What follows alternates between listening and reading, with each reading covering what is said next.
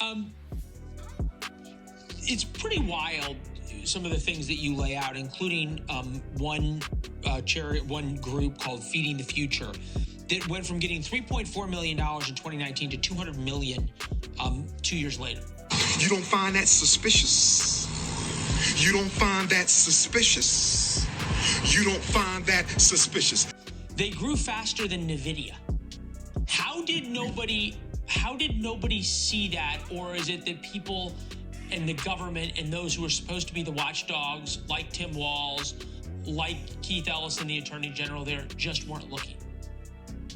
I think it's safe to say that there was a real unwillingness or inability among Democratic state officials in Minnesota to recognize some pretty obvious alarm bells here. All across these programs, claims were skyrocketing. Look at me, sure. Look at me, sure. I'm the captain now.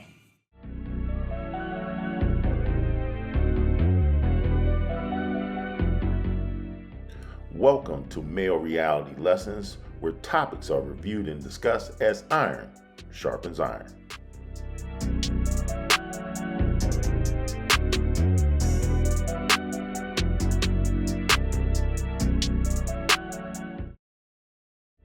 On Male Reality Lessons today, we're going to take a look at the scam of the century happening in Minnesota. It is outrageous, and they assess it could be in excess of $8 billion. Right now, politicians are tripping over their feet, and we don't know if they were asleep at the switch or complicit. But here's evidence letting you know what has happened just this far. Into a series of alleged multi-million-dollar fraud schemes in Minnesota involving the state's large Somali community. Federal prosecutors are accusing the nonprofit group Feeding Our Future and its partners of stealing federal nutrition aid by falsely claiming they helped to distribute food to thousands of children during the COVID-19 pandemic. Treasury Secretary Scott Bessent says the Trump administration is also investigating whether this money was funneled to an al-Qaeda affiliate based in Somalia. CBS News Minnesota investigative reporter Jonah Kaplan brings us more on this. Minnesota is reeling from a fraud scandal involving $1 billion siphoned from multiple federal programs during the COVID pandemic. In the past 3 years, 87 people have been charged, 61 convicted, most of Somali descent. Erica MacDonald was U.S. Attorney for the District of Minnesota during the first Trump administration. What happened in Minnesota where fraud was able to run rampant that it didn't in other states? Lack of accountability, frankly. We knew that fraud occurs, and there's warning signs that come with it, and they were ignored in this case. According to investigators, the schemes involved bogus receipts and invoices for meal programs, housing assistance, and behavioral health services, charging the state millions of dollars for services that were never provided. This week, the president has repeatedly lashed out at Minnesota's Somali community. We're going to go the wrong way if we keep taking in garbage into our country.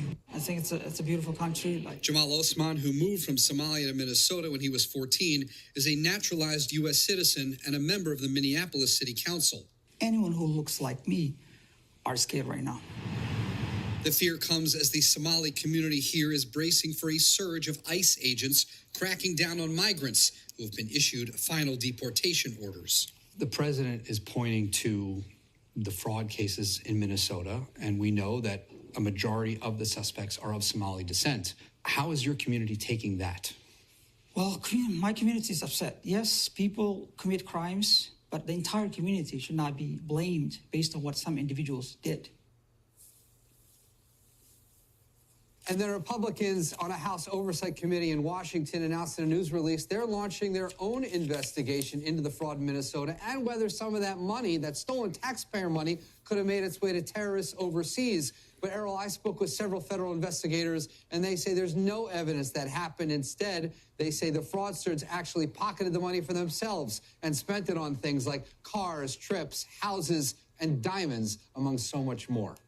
If you're enjoying the video, please take a moment to like, share, and subscribe to Male Reality Lessons. Again, while that reporter claims that most of that money did not leave the country and was spent internally, I also have some beachfront property for you in Arizona. Most immigrants tend to send money back to their home country. You don't have to believe me? Take a look at this. America accepted thousands of Somalis refugees in the 1990s due to the civil war that was taking place, and when they came to the United States, a large portion of them decided to settle in Minnesota for some reason. And now that decades have passed, those refugees have had children, and the Somali population has grown. This also raises the number of members of Islam born into the United States, and also expands the influence of Islam throughout the country. It's projected that Minneapolis is now home to over 200,000 Somalians, and now many of those Somalians are also part of the government, like Congresswoman Ilhan Omar. And now they also have another new person running for mayor of Minneapolis who's also Somalian and also Muslim. And Minneapolis is also one of the only cities in America that permits the Muslim call of prayer to be played out loud for all the public to hear. We're going to get radical, hardened, militant Islamists to come into America. I think Islam hates us. Inside of this grocery store, it's actually not just like a normal grocery store.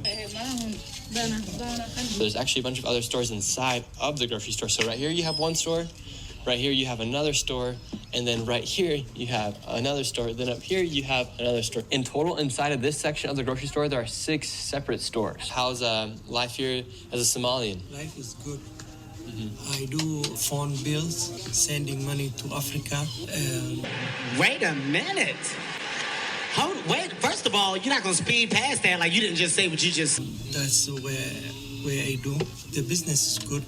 And how have you seen the rise of Somalians and the rise of Islam here inside of Minnesota? As well, the rise is good and we have a place to pray, and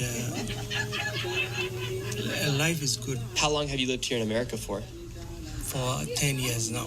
And when you came here, did the government bring you here, or did you come here by your own choice? I came here by my own choice. I was one of the refugees from Uganda. I was brought by UN. You were brought by the UN to come into the United States? Yes. And life is good, We try to enter into businesses. We intermingle. And, we do what is required. Yeah. But a report came out in a publication called Senate City Journal, which is published by the Manhattan Institute. And they are alleging that money, part of this $1 billion that was stolen, they are alleging that at least a portion of it went to a terrorist organization in Somalia that we've all heard of. It's notorious. It's an organization called Al-Shabaab. They hate Americans. They're terrorists. They want to kill Americans and drink their blood out of a boot. They were taking a cut, according to this claim. Again, I don't know if it's true, but the prosecutors are trying to get to the bottom of it.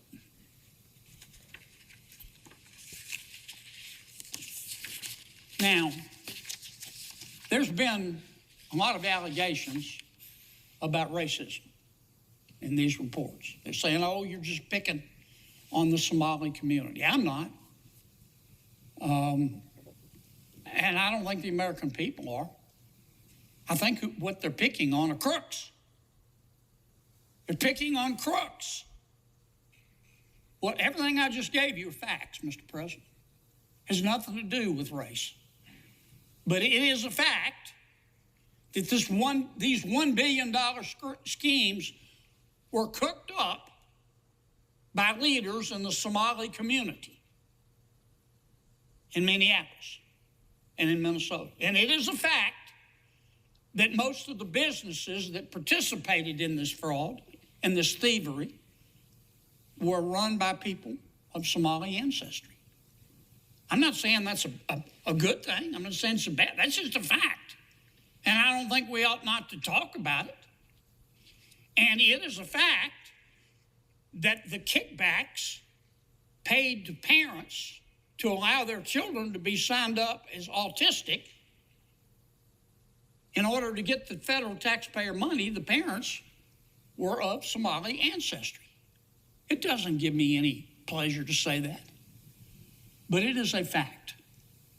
And it is a fact that the politicians, not the employees, the rank and file employees and the welfare offices, but the politicians in Minnesota let this happen. Team uncovered in Minnesota found money intended for social services has been allegedly siphoned indirectly into the pockets of the Somali terrorist group Al-Shabaab. Somali immigrants in Minnesota have reportedly been abusing systems meant to help the most unfortunate among us, including the latest federally funded autism services. The autism fraud scheme reportedly amassed $14 million through Medicare claims for services that were never provided, involving kids who never had autism. And the Somali immigrants behind this web of schemes have allegedly stolen billions from taxpayers, much of the money going back to the Somali government, where it would then end up in the hands of terrorists. Manhattan Institute investigative reporter Ryan Thorpe was one of the first exposing the schemes for their ties to terrorism. With us now, Ryan, a line from your story stuck out.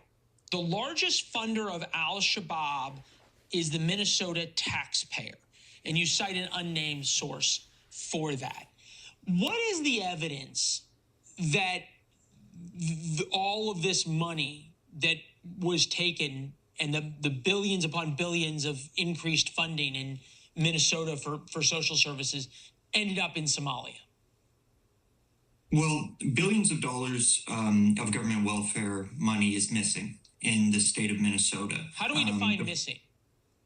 Well, the fraud is so bad that the U.S. Attorney's Office has come out and indicated that they believe their entire government programs, where the fraudulent claims outstrip the legitimate ones. There are cases where indictments have come down or guilty pleas are already in to the tunes of hundreds of millions of dollars that were fraudulently obtained, filing false claims alongside doctored paperwork. And the indictments are continuing to come. And the U.S. Attorney's Office has made very clear that this is a network of fraud schemes stacked upon fraud schemes, and that while the true dollar figure in terms of stolen funds at this point isn't quite clear, it's safe to say that we're talking about billions of dollars. It's pretty wild, some of the things that you lay out, including one group called Feeding the Future that went from getting $3.4 million in 2019 to $200 million 2 years later. They grew faster than NVIDIA. How did nobody see that? Or is it that people and the government and those who are supposed to be the watchdogs, like Tim Walz, like Keith Ellison, the Attorney General, there just weren't looking? I think it's safe to say that there was a real unwillingness or inability among Democratic state officials in Minnesota to recognize some pretty obvious alarm bells here. All across these programs, claims were skyrocketing, absolutely spiraling out of control over a short period of time. And the reality is that the Somali community, which is where these large-scale fraud rings have been concentrated within this population in the state, it is a sizable voting bloc.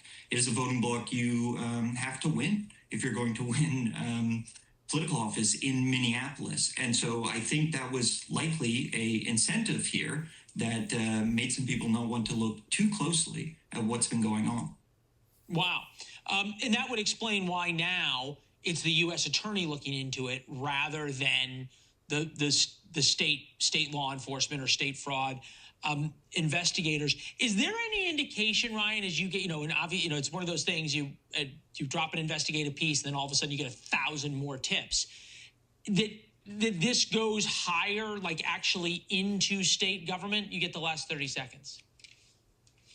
I can't confirm that. So I don't want to get out in front of my skis here. What I can say is that this story has generated additional tips, and it is something that we are continuing to look into as we push forward with our efforts to expose the fraud rings that have been taking advantage of the generosity of Minnesota taxpayers. That's a damn shame. And there you have it. It's clear that immigration is a serious problem in this country. Whether you believe in open borders or having a strong immigration process, it is up to you in the voting booth. But at the end of the day, It is a threat to national security, financial security, and overall the sanctity and sovereignty of this country. But I want to hear from you in the comments section. Give me your thoughts and opinions on this topic, as well as any other topic here on Male Reality Lessons.